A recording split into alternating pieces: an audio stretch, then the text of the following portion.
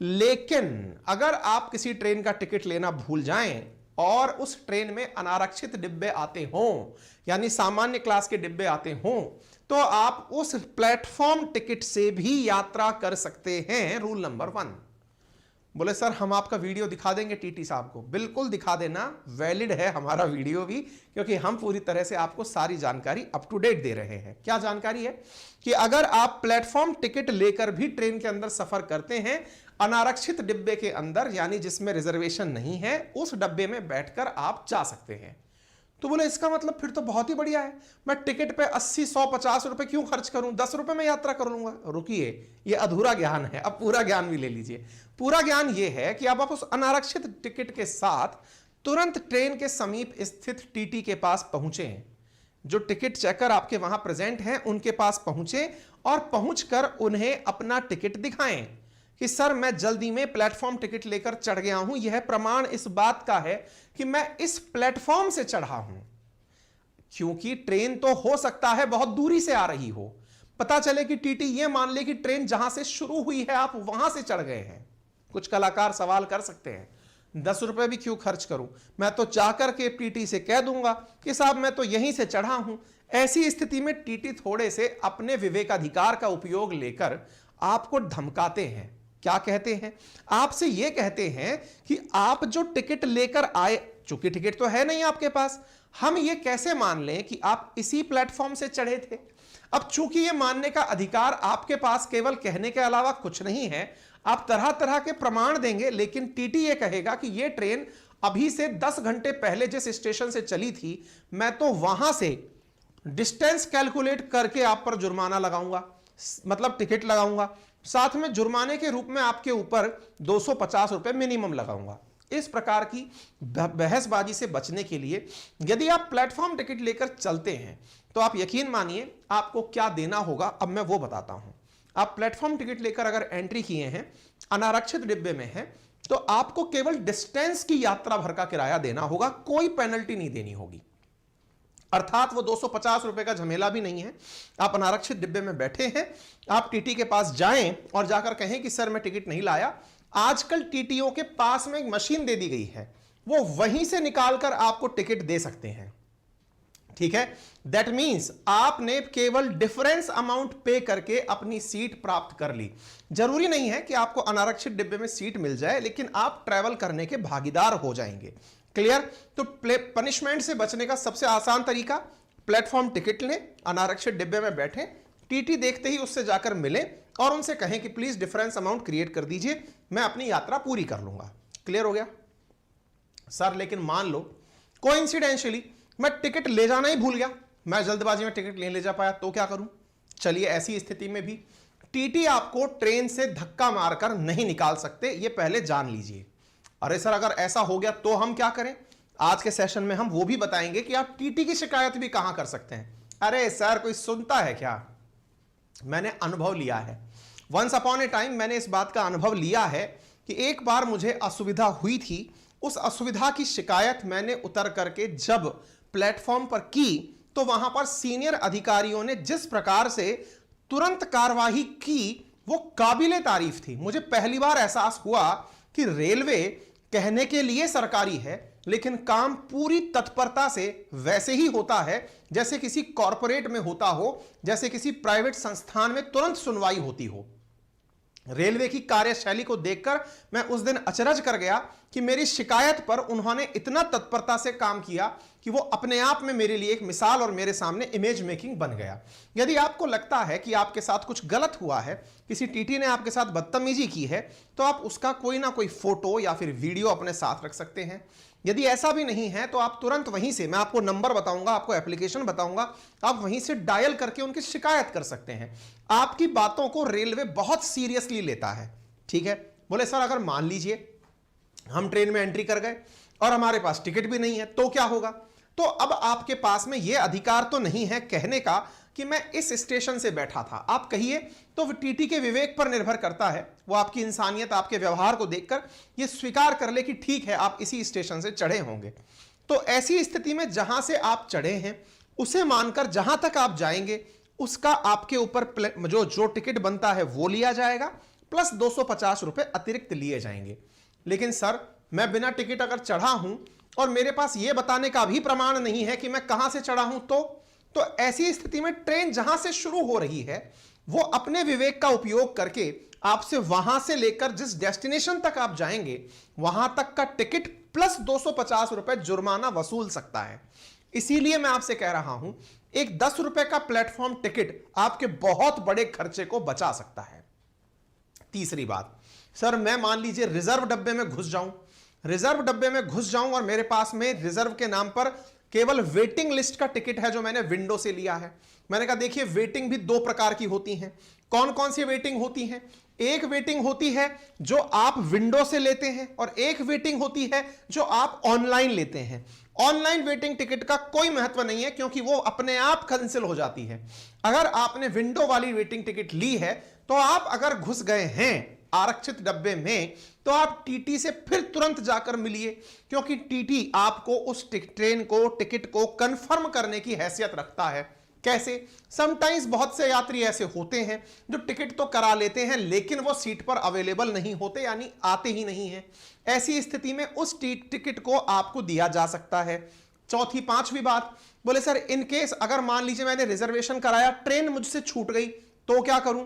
आप अगले 2 प्लेटफॉर्म तक, मान लीजिए कि आप किसी एक जगह से चढ़े थे, आप वहां से चढ़े उससे अगले प्लेटफॉर्म से और उससे अगले प्लेटफॉर्म तक, आप किसी भी प्लेटफॉर्म पर अपनी ट्रेन को ज्वाइन कर सकते हैं। 2 प्लेटफॉर्म क्रॉस कर जाए, अगर ट्रेन 2 स्टेशन क्रॉस कर जाए तो फिर टीटी आपकी सीट को किसी थर्ड व्यक्ति को, सबसे पहले जो आरएसी वाला व्यक्ति है उसे वो कंफर्म करके दे सकता है। यानी कि ट्रेन से जुड़े हुए कितने सारे रोचक नियम मैंने अभी मिनट भर में आप लोगों को बता दिए हैं। उम्मीद है अब आपका यह काम बहुत आसान हो गया होगा। प्लेटफॉर्म टिकट मैंने आपको बता दिया, सीट ना हो फिर भी मैंने आपको जो विकल्प दिया वो 250 रुपए की पेनल्टी का आपको बता दिया, प्लेटफॉर्म टिकट बता दिया, सीट कब तक होती है यह मैंने आपको बता दिया, 2 स्टेशन तक आपके पास सीट होती है जिसका आप लाभ ले सकते हैं। इसका मतलब यह हो गया कुल मिलाकर यह काम। सर अब मेरे पास कुछ भी नहीं है तो मैं क्या करूं? मेरे पास पैसे भी नहीं है, 250 रुपए भी नहीं है, तो फिर आप रेलवे के कानून के दायरे में आ जाते हैं। तो वो क्या है? तो रेलवे की जो प्रोटेक्शन फोर्स है दैट इज आरपीएफ, रेलवे सुरक्षा बल, वो आपको रेलवे अधिकारियों को सुपुर्द कर देगा। और रेलवे की चूंकि रेलवे सार्वजनिक संपत्ति है उसको लेकर कुछ कानून बने हुए हैं, उन धाराओं के तहत आर पर कार्रवाई की जाएगी। अर्थात आपको गिरफ्तार करके धारा 137 के तहत मजिस्ट्रेट के सामने पेश किया जाएगा और मजिस्ट्रेट आपके ऊपर या तो 1000 रुपए का जुर्माना लगाएगा और अगर आपके पास धन नहीं है तो वो आपको 6 महीने के लिए जेल भी भेज सकता है। यानी कि जेल भेजने का भी प्रावधान इसके अंदर होता है। यानी पैसा तो आपको देना ही पड़ेगा अगर आप बिना टिकट के एंट्री कर गए हैं। याद रखिएगा, नशे में ट्रेन में यात्रा करना, विशेष रूप से ट्रेन में शराब पीना एक गंभीर मामला है जिसमें टीटी आपको पुलिस फोर्स की मदद से ट्रेन से उतार सकता है, 500 रुपए का पेनल्टी लगा सकता है, 6 महीने की कैद करने के लिए भी पुलिस फोर्स को बोल सकता है। ऐसी स्थिति में कृपया करके शराब पीकर यात्रा ना करें। ठीक है, रेलवे के अंदर बकायदा कानून है, रेलवे अपने रेलवे एक्ट से चलता है जिसमें हर चीज का प्रोविजन है। जैसे ट्रेवलिंग विदाउट प्रॉपर टिकट, अगर आपके पास टिकट नहीं है तो सेक्शन 138 रेलवे एक्ट का आप पर अप्लाई होता है जिसमें 250 रुपए और इक्विवेलेंट का फेयर आप पर लगता है और साथ में जो डिस्टेंस आप ट्रेवल कर रहे हैं वो अमाउंट आपको देना होता है। यदि आप गलत तरीके से यात्रा कर रहे हैं, फ्रॉड हैं आप, 137 आपके ऊपर लगता है और इसके अंदर 1000 रुपए आपके ऊपर जुर्माना लग सकता है और पनिशमेंट के रूप में 6 महीने का कारावास भी दिया जा सकता है। आपने चेन पुल की तो सेक्शन 141 रेलवे एक्ट का आप पर लगता है जिसके तहत आप पर 12 महीने की जेल या 1000 रुपए फाइन या दोनों लग सकते हैं। ऐसे ही आप किसी ऐसी कोच में एंट्री कर रहे हैं जो कि दिव्यांग जनों के लिए आरक्षित है तो उस स्थिति में सेक्शन 155 क्लॉज 1 रेलवे एक्ट आप पर लगता है जिसमें 3 महीने का जेल और 500 रुपए का फाइन या दोनों दिए जा सकते हैं। ट्रेन की छत पर बैठकर अगर आप सफर कर रहे हैं तो सेक्शन 156 रेलवे एक्ट आप पर लगता है जिसके चलते 3 महीने की जेल या 500 रुपए का जुर्माना या दोनों दिए जा सकते हैं। आप अगर पटरी क्रॉस कर रहे हैं बीच में से तो पुलिस आपको रोक सकती है, रेलवे प्रोटेक्शन फोर्स, और सेक्शन 147 रेलवे एक्ट के तहत आपको 6 महीने की जेल या 1000 रुपए जुर्माना या दोनों दिया जा सकता है। आप बदतमीजी कर रहे हैं, बहुत ज्यादा बदमाशियां कर रहे हैं, तो सेक्शन 145 रेलवे एक्ट लगता है, जिसमें पहली बार में 100 रुपए का फाइन, दूसरी बार में 250 और 1 महीने का जुर्म दिया। आप सोचिए किस प्रकार से आपके ऊपर यहां पर एक रेल यात्री होने के नाम पर जिम्मेदारियां हैं, और उन जिम्मेदारियों का निर्वहन ना करने पर सारी धाराएं ऑलरेडी रिटर्न हैं। इसका कुल मिलाकर मतलब यह निकला कि रेल में जैसे ही आप एंट्री करते हैं, रेल प्रीमाइसेस में आप जैसे ही एंट्री करते हैं, आप रेलवे के कानूनों को मानने के लिए बाध्य हो जाते हैं, और रेलवे के कानून मानना, अगर आपने अवमानना की तो आपके ऊपर जुर्माने का प्रावधान रेलवे एक्ट देता है। उम्मीद है आप लोगों को यह बात अच्छे से समझ में आ रही हो।